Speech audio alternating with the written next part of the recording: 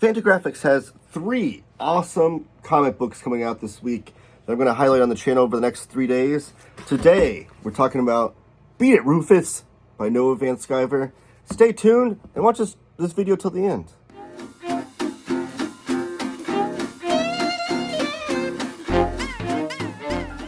And we're back. This is Taylor of Taylor Talks Comics. Please give the video a thumbs up, subscribe if you haven't already, comment down below. I love talking comics with you guys in the comment section. And follow my channel for more coverage, especially of Fantagraphics. Like I said, we have 3 books coming out this week that I'm going to be showing off. That I got review copies of from Fantagraphics, and they were all awesome. So definitely want to subscribe to my channel if you want more coverage on that. So what you see here on the screen is just a small selection of my Noah Van Sciver collection. These are ones that I just pulled off the shelf real fast. He is one of my favorite cartoonists going today. So I just wanted to show off those. I do need to do a video of all my Noah Van Sciver books. I think that would probably be a worthwhile video. Let me know in the comments down below if you want to see that. But I do want to show off this one in particular. This is Fante Bukowski, The Complete Works Of. This is the paperback collection that Fantagraphics put out a couple years ago. They had previously released this in hardcover, but this is the paperback. Now, the reason why I show that off is because that is like the spiritual cousin of Beat It, Rufus. Now, you don't have to have read that Fante Bukowski to read this. This is brand new story, brand new characters, totally new reader friendly. But if you do like Fante Bukowski and you like that vibe of what Noah Van Sciver is going with that character, you're going to love Beat It, Rufus. First off, I want to show off the great book design here. This was designed by Noah Van Sciver and Kayla E. Kayla E actually has her own book coming out in the future called Precious Rubbish. Just a little shout out there. But she did a great job designing this with Noah. So you have your main character there, Rufus, looking like a rock and roll god sitting there on top of the mountain. The Beat It Rufus title and Noah Van Sciver's name are in like a silver foil, and it's debossed. And some of the symbols and stuff around Rufus here are also debossed. And then the spine here, spine wrap, is like it's like a cloth, but it's like the leopard print. Definitely rock and roll. It's like that kitschy, like gaudy rock and roll kind of look to it.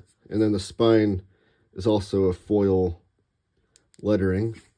And then here's the back, and there's some debossed aspect to the captions and blurbs here on the back. And then we get into the the end papers here. On the front, some more rock and roll imagery. And then on the back, the end papers are different, with Rufus just jamming out on his guitar, summoning the devil behind him. And we open it up here. There's a nice title page with Rufus in his younger days. And like I said, we got Kayla E.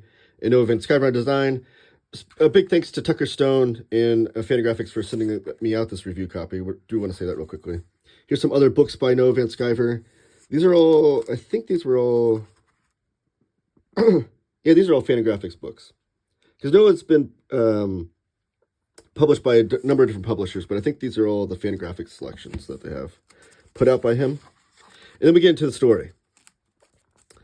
So the story here is that Rufus is this wannabe rock and roll god. Back in the 80s, he had maybe a hit record, semi-hit record, small following. It kind of reminded me of on Home Alone, when you have John Candy's talking about how he's the biggest, what is it, the polka king of the Midwest. And she's like, I've never heard of you. But he's like, I'm really big in Kenosha. It's kind of like that, where it's like, maybe he was big in this, he had this small following. Regardless, he's now aged, he's middle-aged, down on his luck, he's broke, and totally, like, poor, can't find any work, can't find any shows to play. He does have a agent of sorts that's trying to find him different shows and venues to play at. which are all seem like they're very not the best place to play if you're a rock and roll musician. But then he gets this big idea that he's going to go back to his old record label and collect on the royalties that they didn't pay him 20 years ago or 30 years ago, whatever it was. And so then it becomes this like road trip kind of saga where he's going through trying to get back to the place of his old record label to collect on those royalties.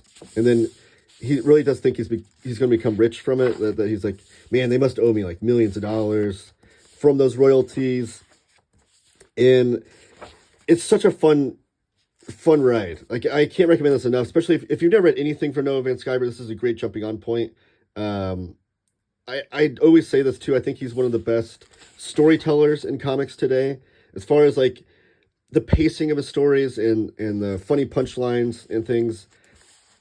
His stories just flow. Like, you'll be sitting, Funky Cool is the name of his old band too, by the way. That's his old cassette that he's trying to collect on the royalties of. But the stories just flow. You'll be sitting, like, you can read them in one sitting and just, you won't want to put the book down because they just constantly, they're page turners and things. And there's funny little gags too in the backgrounds of his art.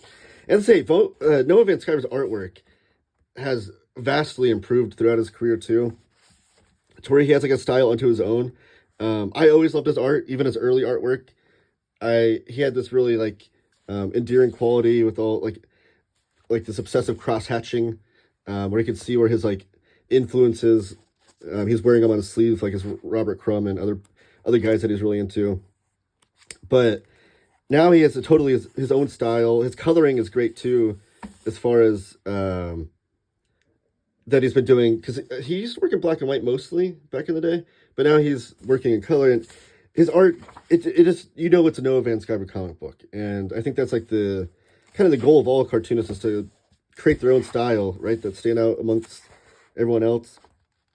And it's just really, really great. And I love all the little chicken fat of like the Will Elder chicken fat Easter eggs in the background when you find them in certain panels. All the characters look very distinct. You never mix up who's who, and the facial expressions and everything. Just really, really a great cartoonist. One of the best going today. And he's always a day one pickup for me. Anytime Noah puts out a new comic book, or mini comic too.